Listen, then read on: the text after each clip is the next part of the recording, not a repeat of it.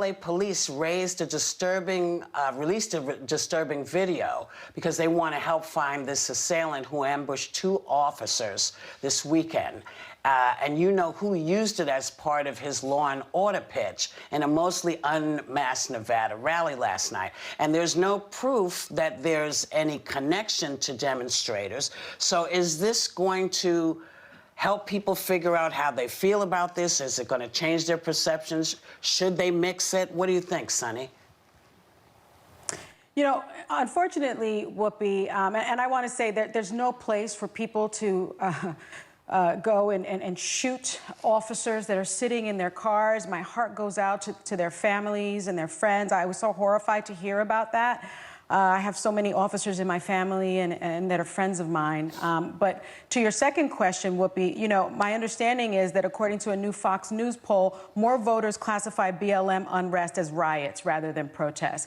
And that is scary because that's feeding into this narrative that the Trump campaign has been putting out there. And if you really look at the facts, 93% of protests are non-violent. And in fact, when Trump has put in force, federal enforcement, out of those 93%, the violence ratchets up, right? And so more than 5% of the protests actually that are linked to the Black Lives Matter movement that was met by force by authorities compared to 1% of other sorts of demonstrations like COVID protests or protests about being unhappy about not being able to, you know, go to the barbershop. Right. And so this is manufactured by the Trump campaign. And I just wish that people understood that and knew that and just looked up the real facts about protests in this country.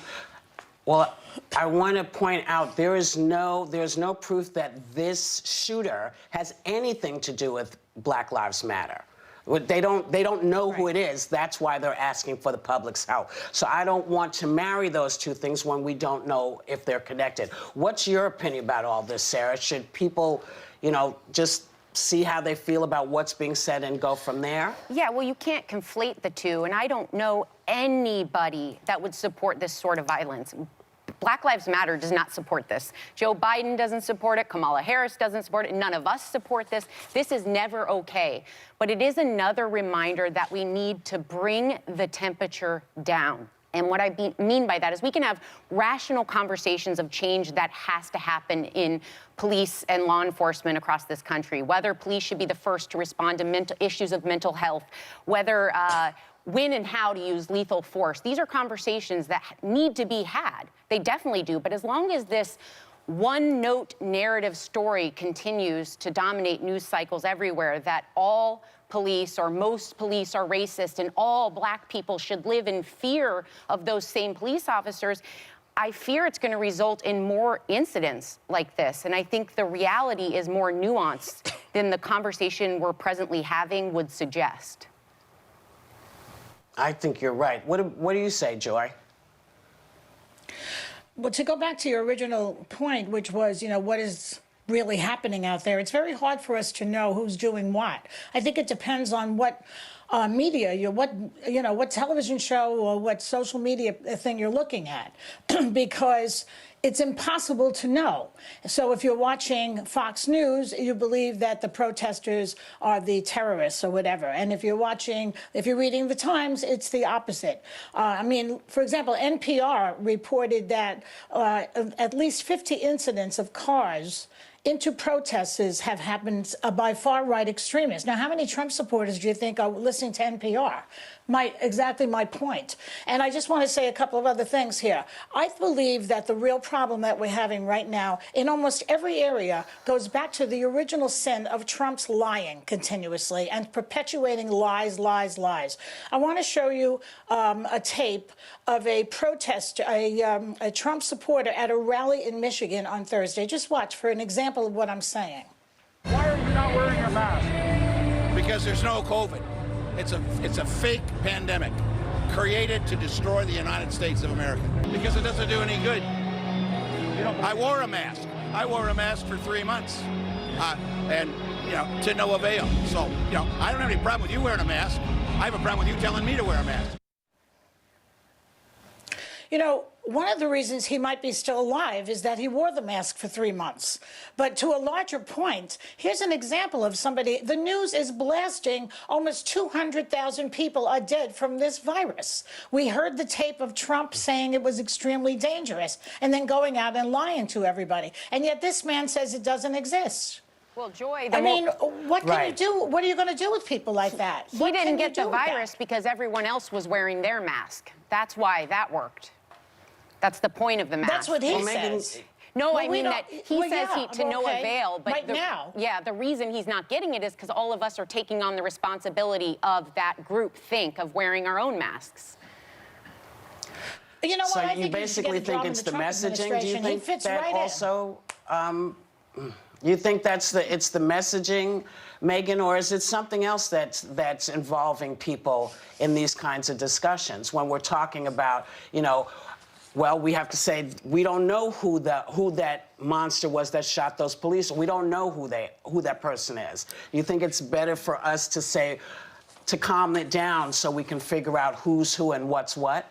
Well, I have been wishing all summer, I think, like most Americans, that there had been calming down on both sides, and I've been very disappointed by the reaction on the left. And in fact, I'm not the only person. 27% of Biden supporters, that's Democrats who support Biden, say he hasn't done enough to condemn the rioting.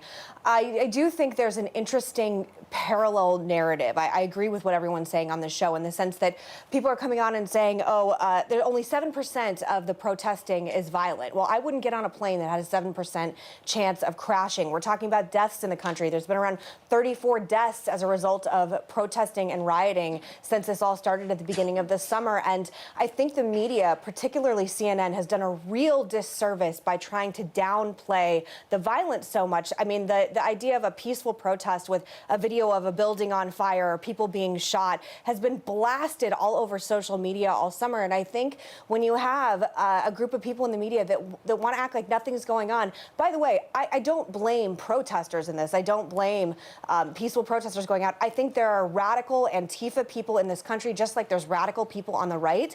And in the same way that I'm held to accountability for every crazy Trump supporter that does something crazy in the country, I don't understand why people on the left aren't taking accountability for some of this as well.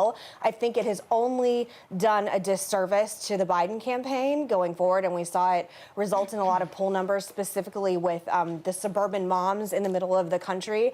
And I do think the more we downplay it and act like this isn't becoming a real issue, the more disservice it does. And I think I, like everyone else, would just like this to tamp down. But when you see police officers sitting in a car, and by the way, one of those police officers is a 30-year-old woman who's a mother of a 6-year-old, being shot, and then you see protesters outside of the hospital in California stopping the ambulance from getting in and saying, I hope these police officers die.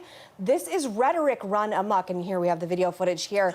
And we're living in a country where it never would have been acceptable, I think even a year ago, to be screaming that I hope police officers die on the way to getting help in the hospital. And it's completely out of control and unacceptable on both sides. I think all of us on this show believe there are good law enforcement people. That doesn't mean we don't have a lot of work to do when it comes to police reform and all the things we've been seeing all summer. But I was disgusted when I saw this over the weekend. And do you know what it made me want? More law and order. One of the problems, I'll tell you though, what is I that want. this is Trump's I America. want people. Wait, This I'm is sorry. Let me Trump's finish. America. I want somebody to stop painting demonstrators all with one brush, because it is impossible to know who those people, and those guys were carrying AK-47s or giant rifles. I can't see on the, because it's a small screen. But those guys are carrying rifles, not the cops. Other people are carrying. So I'm tired of everybody painting, and I just feel like we need two things. We need to suck it up and figure out where we stand as a nation. If we want this change, we have to fight for this change. Shooting people is never okay. Killing people randomly is not okay. It doesn't solve a problem. It just creates more issues. So that's the first thing. And the second thing is, you know, Americans have one thing over the rest of the world. To protest is our right as Americans. It is not your right to destroy other people's property. It's never your right to do that. Ever. But it is our right to demonstrate, and for anyone to say that we should not be doing that if we are not happy how things go does a disservice to us as Americans, I feel. But